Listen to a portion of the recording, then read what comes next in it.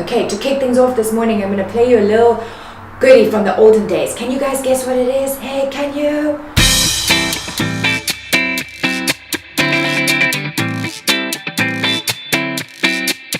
Today we've come to visit RLabs and Mr. Marlon Parker because we've been hearing so much about them. Where's the label? I'm get rid of this label. Okay, here we go. The label's gone. Today we've come to visit RLabs in the heart of Langa, and in particular to talk to Marlon Parker, who is the co-founder of RLabs along with his wife. He's famous. A lot of people have been telling us about him, so we come to find out why he actually is so famous on a global stage. Finally, I'm Caley from English. It's lovely to meet you. You're welcome. Thank you so much. Quick trip around what's happening and then we can...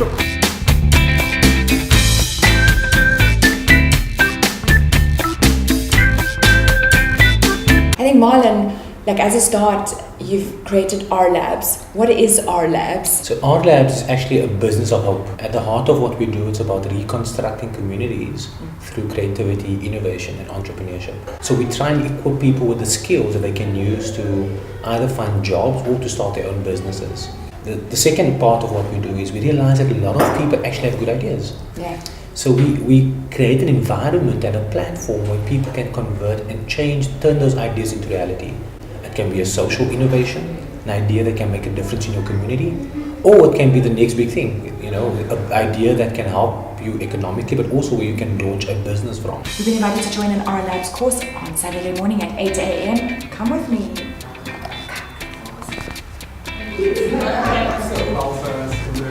And then the last thing of what RLabs is about, it's really about helping people, community members, enabling them to actually now turn those simple ideas into big ventures or big businesses.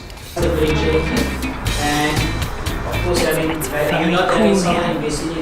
At the center of what we are doing is the innovation lab. Sure. So even when it comes to training and development, to give you an idea, we equipping women in our communities around how to use digital tools. Okay. So generally your first class would be, okay, this is a mouse, this is a keyboard. That's a typical, most basic computing classes will tell you, explain to people what is a computer.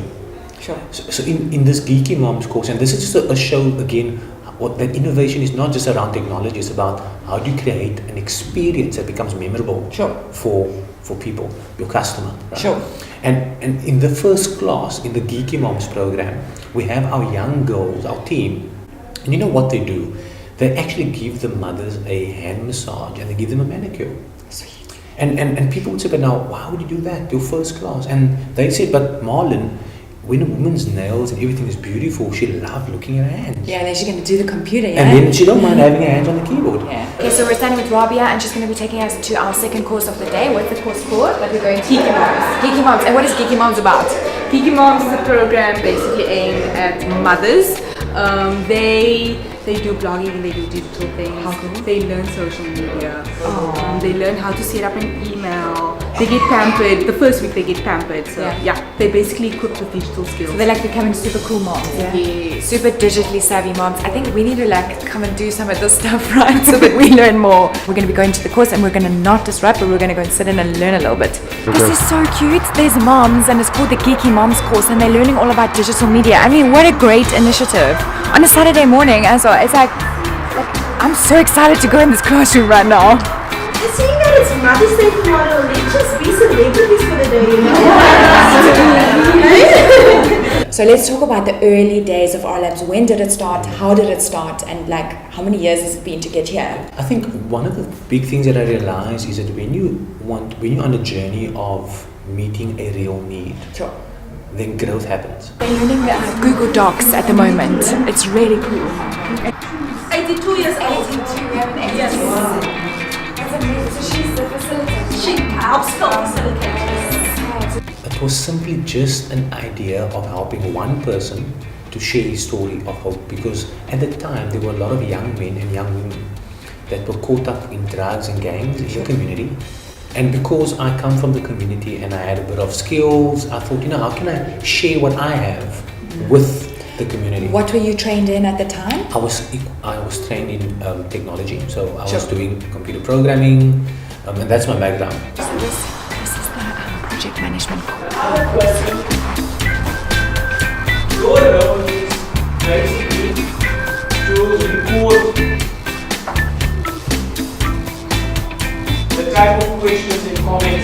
the person that I was helping then started inviting other people along. Now he was an ex-gang member, an ex-drug dealer, so he started inviting his friends, and before we had a group of young men and women that were now coming on a Saturday morning wanting to come and learn how to use a computer. But there was a miscommunication because I was telling them we doing this to share stories of hope. They were under the impression they're coming for computer classes. So they started a rumor telling everybody, no, we're getting free computer classes. Hello, good morning. How are you? Good. We're not going to stay for long. We're just learning about everything that's going on here. So I read about how you guys use Mixit in the early days because you were bringing people in and obviously teaching them computer skills, but you also had counselors that were able to address community needs. So can you talk a tiny bit to how you guys use Mixit and actually how you use that money to get RLabs started? Now it's interesting because remember we started by equipping community, and then once people started having skill and understood how technology is working, some of these young people said, you know, Marlon, everybody uses Mixit.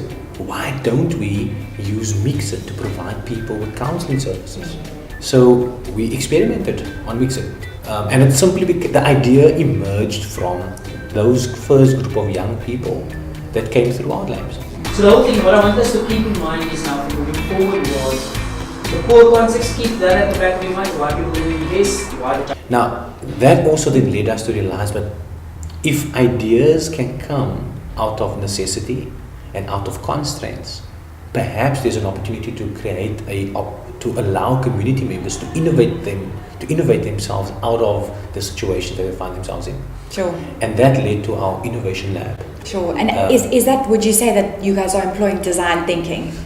We didn't call it design thinking at the time until the guys from IDEO came and they said, hey, that's like design thinking. Like, of course. They make like it's so funny because it seems like such a simple construct, right? But when it gets the term like design thinking, everybody's like, yes, we need to do that. I'm telling you, and we all of a sudden people were saying, oh, you guys are applying the lean methodology.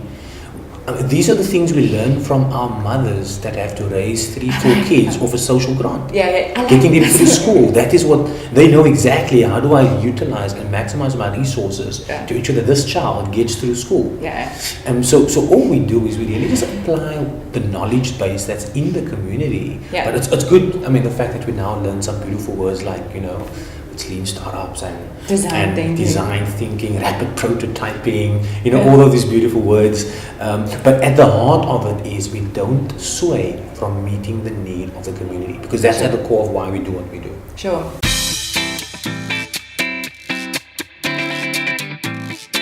On a rainy Saturday morning on the outskirts of Cape Town, I learned 2 powerful lessons from one of South Africa's most famous social entrepreneur exports. The reason why Marlon has become so well known around the world is that Marlon has created a truly sustainable model whereby millions of people are being positively affected and hundreds of thousands of people are receiving practical, impactive training. Marlon taught me that the best way of resolving Africa's problems is not to give handouts but to give a hand up.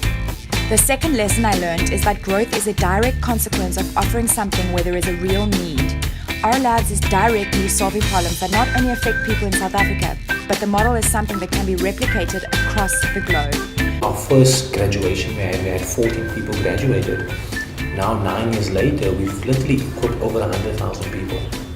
I spent the morning chatting to Marlon, Rabia, and the rest of the RLabs crew. I learned basic computer tricks, some business lessons, and even got stuck into RLabs' in-house sound studio. RLabs Radio, yes. My name is Caley and Kolk, and we hope that all of you are having a super fantastic Saturday morning. Because of this rain, I think a raindrop just landed on my nose. It's not ideal. Okay, come.